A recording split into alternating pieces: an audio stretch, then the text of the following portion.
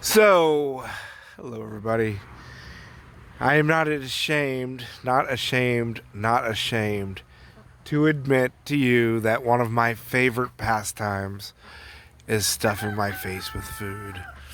I love to eat, guys. Yes.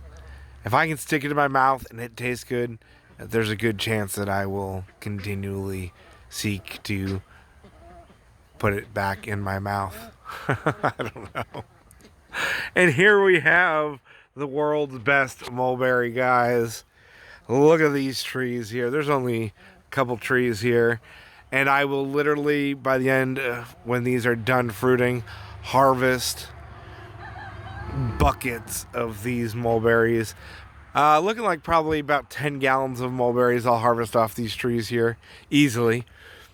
And just mind-blowing. Look at the fruit, guys. Just, and these are not little berries. These are as big as my thumb, the end of my thumb. And world's best, world's best. It is out of the group of dwarf Thai mulberries, Thai dwarf mulberries there. And sorry, I'm going to be picking these and stuff in my face while I'm talking. And it's different from all the ones floating around. So it does deserve its own name, the world's best. As you can see, extremely productive. It's likely out of the same breeding programs that mulberries like Chiang Mai 60 and Chiang Mai 47 came out of, you know, the universities and breeding programs they have there.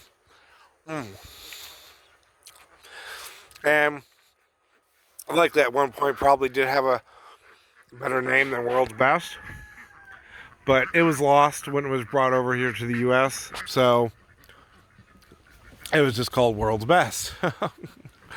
Is it the world's best mulberry? Well, it's damn good, guys, that's for sure. Huge mulberries, and they have a range of ripeness. You can get them nice and dark black. You can get them with a little bit of red on them. You don't really want to eat them completely red. But after that, all the different iterations are really good. So, beyond being extremely productive, let's talk about the tree a little bit real quick.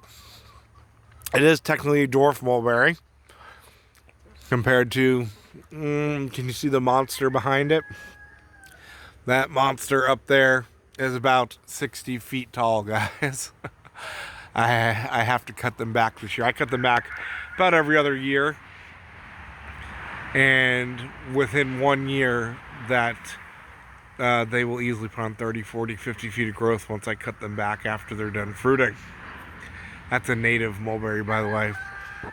And so you can see, compared to that, this is a dwarf mulberry, even though she's about 15 feet tall, 20 feet tall. Like I said, I'm going to keep harvesting these berries. Hopefully this video is not too horrible for you guys. But there you go. Those are, I like them kind of like this, a little red still. So, let's talk about the tree again. It's a dwarf tree, extremely vigorous, like all mulberries. You go up from a cutting or whatever, it will fruit the next year, no problem. These can easily put on 5, 6, 7, 8, 10 feet of growth a year. But I like to keep them nice and bushy like this. And see how they grow. And I let them get a little long last year. But anyway, they survived the cold just fine. Didn't have any issues with the cold this year. Easily took down into the 20s. No issue at all. She just dropped all her leaves, which is, of course, normal.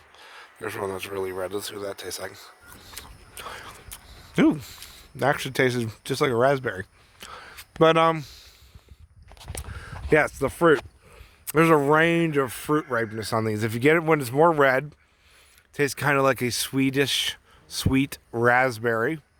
If you get it a little more darker black, it starts getting really juicy and it's got a good berry flavor to it, really good berry flavor, but it's still got some crunch to it like that.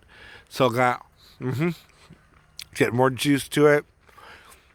Got good berry flavor. These have amazing berry flavor, guys. And then if you find one, let's go look. See what we can find here. If we can find a nice jet black one for you guys. Nice big black one. Let's see. Look at here under the branches. There's a nice dark one. Oh yeah. Once they get, and then they turn nice and dark. Absolutely great berry flavor when they get nice and dark like that. And then they're still a little crunchy. This variety holds on the tree very well. You gotta remember, these were bred for commercial growing in Asia. Okay, so they've been selected to be a little sturdy, really hold on the tree, really firm berries, and they stay firm really well. They hold up really well, and they got a little crunch to them. I don't know if you can hear it. And then they'll hit their final stage of ripeness, where they plump up. They'll get filled with juice, and they'll get really soft, really sweet, zero acid, and they just got like a great berry flavor. Absolutely delicious. They lose the raspberryness to it and just get a delicious sweet berry flavor. Oh, but you can eat them at pretty much any one of those stages, guys, and they are really, really good. But if you get them super ripe, they are just mind-blowingly berry delicious, and they get really large. Look at those. There's a nice ripe one right there. So this is definitely a tree you want to grow, guys. There you go. That one's kind of plumped up a little bit. Let's see. Let me eat the one I got in my mouth. I'm in the midst of the tree here, guys. Oh yeah. That was nice and soft. Super sweet. Some people said World's Best does not have a good berry flavor. Doesn't have good flavor. I don't know what they're talking about. But this tree is so... These berries are so packed with flavor. It is. It's like the best blackberry you've never had. And they've got no tannins like the blackberry does, but all the berry delicious flavor. So super delicious, guys. And these trees are so loaded, so the berries aren't as big as they can be, but they can easily get as big as the tip of my thumb there. And World's Best here has got a very long season. And we're here the middle of March, and she'll have fruit hanging on her likely until the end of April as they're ripening up. So got a good month and a half, 6 weeks of fruit production off for her, which is pretty good. Look at all these berries. But there you guys go. There's a quick horrible video of the World's Best mulberry here, and I'm just picking mulberries as I go. My favorite pastime in the morning, to come out here and get my breakfast. Oh, look at that cluster right there. Can you see them? I'm not sure where my camera is. Oh, look at those. That's a beautiful cluster right there. Just gorgeous. Look at Oh yeah. So I'm gonna let you guys go.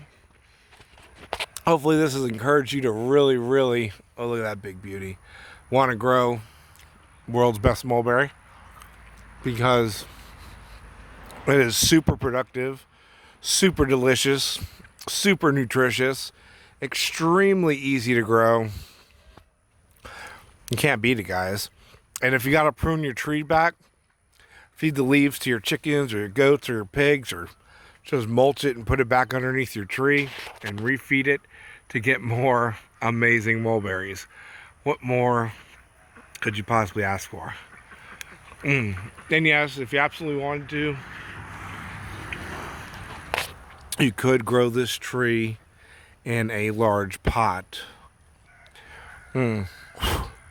Ah. So, there you guys go. Grow that food. See you later. World's best mulberry. There are no downsides to growing this tree, guys. Zero. You get absolute tons of food to eat fresh, to preserve, to cook with, to freeze, feed to your animals. You can't beat it. Just like 10 minutes of me just stuffing my face. That's alright. See you guys later. Grow that food again.